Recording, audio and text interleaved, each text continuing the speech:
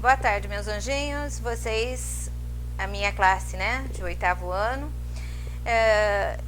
Primeiro, queria desejar feliz volta das férias, né, umas férias meio esquisitas, mas foi. Nós passaram também pela Páscoa, né, espero que o coelhinho tenha levado para os que foram bonzinhos e fizeram as tarefas.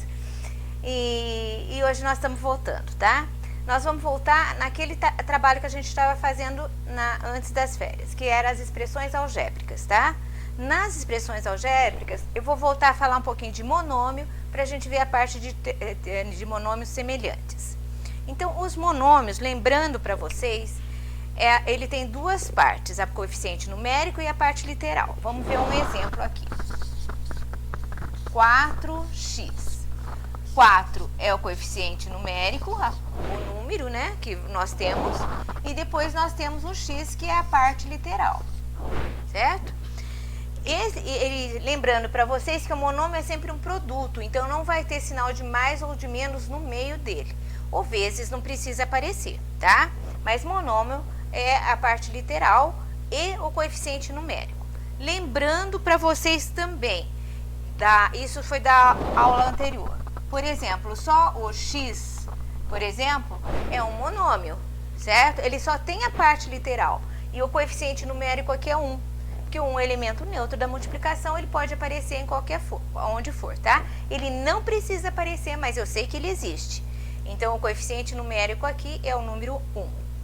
Tem, por exemplo, também, olha, só o número 7. Fala, mas só o 7 é um monômio?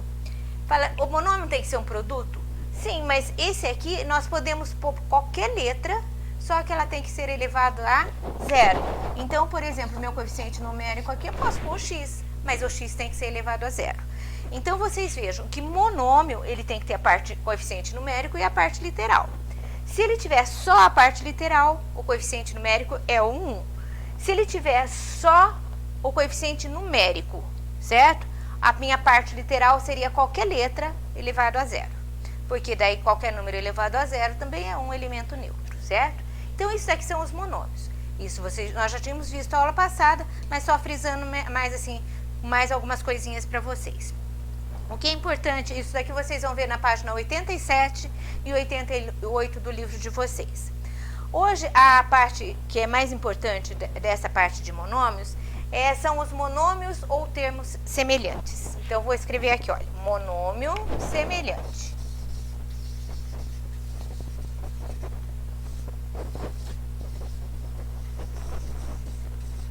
Monômio semelhante possui a mesma parte literal,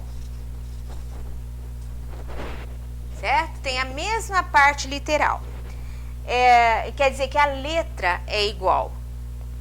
Mesmo letra e mesmo coeficiente. Porque, por exemplo, se eu tivesse ao quadrado aqui, esse 2x ao quadrado faz parte da parte literal.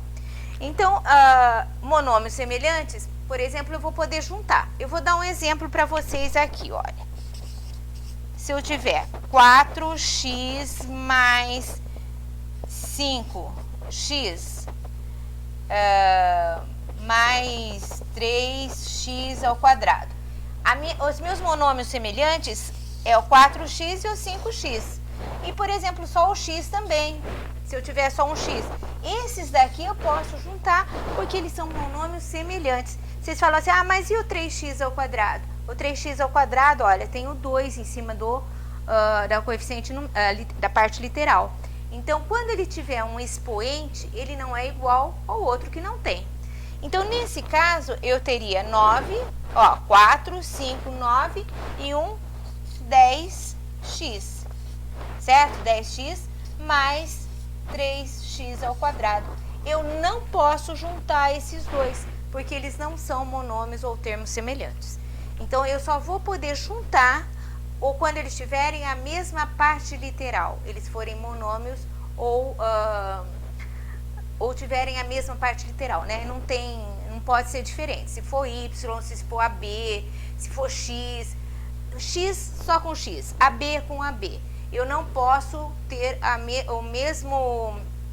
junção de monômios que não são semelhantes, certo? Então, não esquecer, monômio semelhante é quando tem a mesma parte literal, certo?